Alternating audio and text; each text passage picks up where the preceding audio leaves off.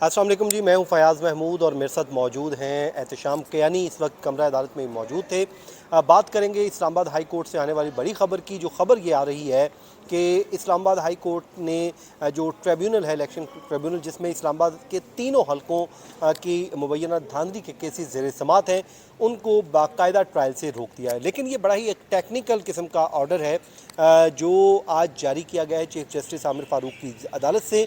और इस ऑर्डर को आज समझने की कोशिश भी करेंगे और आखिर इस नहज तक मामलात क्यों गए कि अचानक से ये तब्दीली आई, वरना चीफ जस्टिस आमिर फ़ारूक रोज़ाना की बुनियाद पे इस केस को सुन रहे थे।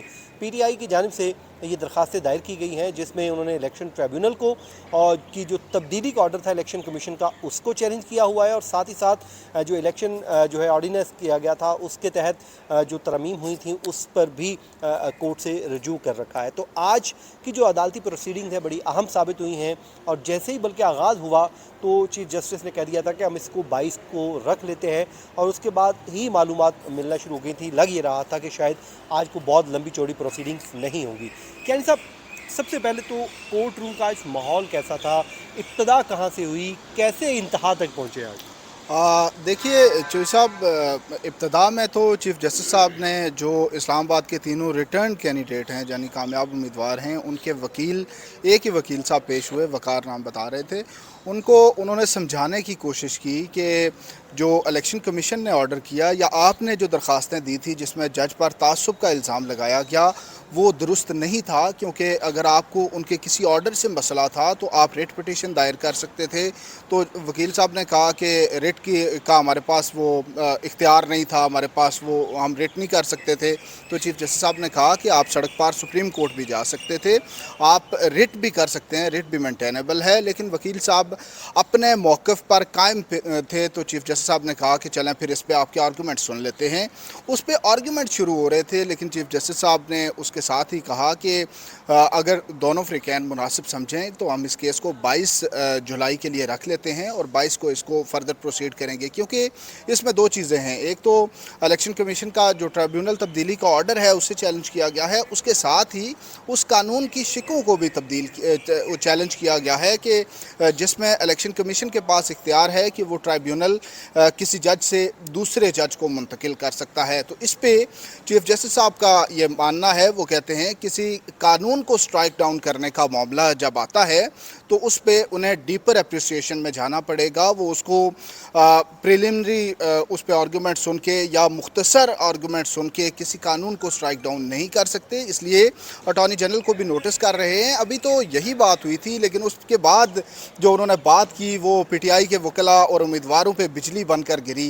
उन्होंने कहा कि फिर हम जो ट्रिब्यूनल की प्रोसीडिंग है उसको मुकम्मल तौर पर रोक देते हैं। पहले तो उन्होंने उस प्रोसीडिंग को मुकम्मल तौर पर रोकने की बात, लेकिन ये पहले तो इसके वो उन्होंने बहाल किया था, ट्रिब्यूनल इनके स्टे ऑर्डर पे ही बहाल हुआ है, क्योंकि जो इलेक्शन कमीशन का फैसला है वो कलअदम नहीं हुआ, सस्पेंड हुआ है। इन्हीं के फैसले की रोशनी में बहाल हुआ, और आज अचानक से रोकने की, या जैसे आपने कहा कि बिजली बन के गिरा, ये क्यों हुआ? देखिए वो भी स्टे ऑर्डर था और उसके बाद रोज़ाना की बुनियाद पे समाअत चल रही थी। लेकिन अब चूँकि चीफ जस्टिस आमिर फ़ारूक साहब एक हफ़्ते की छुट्टियों पे जा रहे हैं तो उन्होंने ये पूछा पहले कि ट्रिब्यूनल में प्रोसीडिंग कहाँ तक पहुँची हैं। तो फिर बताया गया कि वहाँ पे जो रिस्पोंडेंट्स हैं उनका रिटर्न कैंडिडेट्स, उनका जवाब कुछ का आया है, कुछ का आना है, और उनके फॉर्म 45, 46, 47 जो हैं वो भी जमा होने हैं। बल्कि रिटर्न कैंडिडेट्स के वकील ने बताया कि फॉर्म्स जमा हो चुके हैं।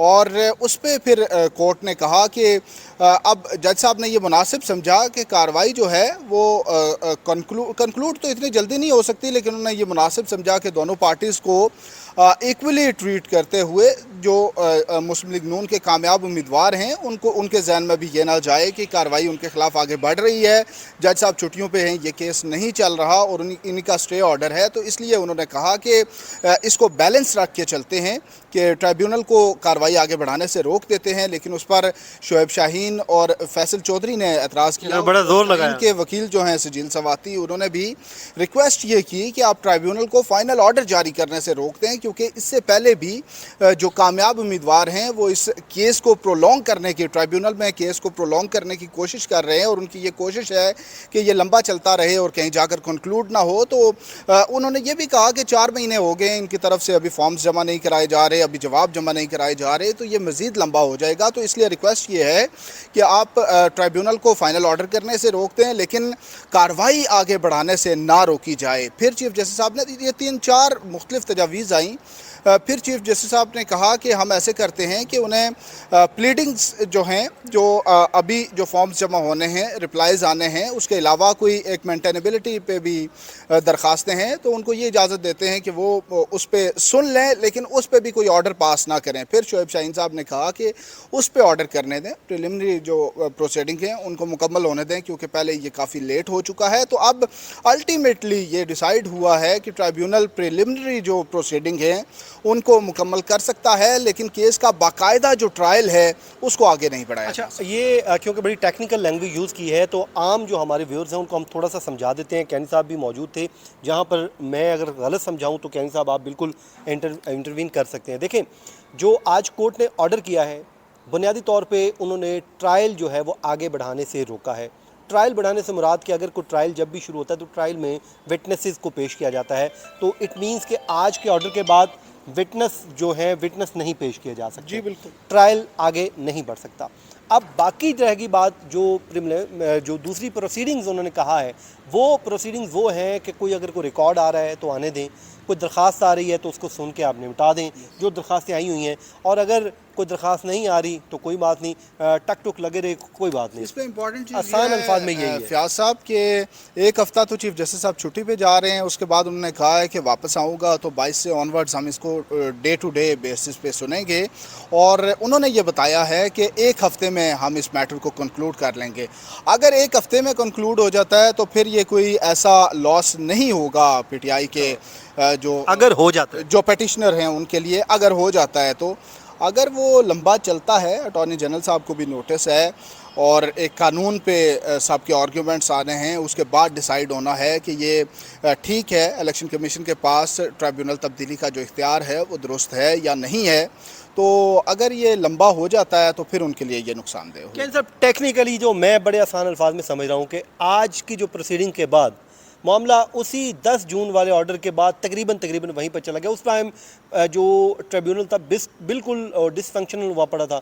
अभी हल्का फुल्का फंक्शनल रहेगा, लेकिन मेन ये तय नहीं हो सकेगा कि धांधली हुई है या नहीं हुई। जी बिल्कुल ऐसे ही है। जो फॉर्म्स आएंगे, फॉर्म 45, 46, 47, वो कोर्ट में ओपन नहीं हो सकेंगे, विटनेस नहीं आ सकेंगे। हाँ ये है, इस हद तक इश्यूज़ फ्रेम कर लेगी का ट्राइब्यूनल के क्या क्या इश्यूज़ हैं जिनके ऊपर फॉर्मुलेशंस जो आनी हैं, जिस पे डेलिब्रेशन होनी है और उसके बाद कार्रवाई आगे बढ़नी है। जैसे फ़र्द जुर्म होती है क्रिमिनल केसेस में, उस तरह इश्यूज़ फ्रेम हो जाएंगे, इश्यूज़ फ्रेम हो जाएंगे। अच्छा। उसके बाद कार्रवाई आगे नहीं बढ़ सकती। अच्छा, अगली कार्रवाई नहीं बढ़ानी बाकायदा। अब जो टेक्निकली मैं जो आपको बताऊं, ये केस स्टे पे स्टे का केस बन गया टेक्निकली।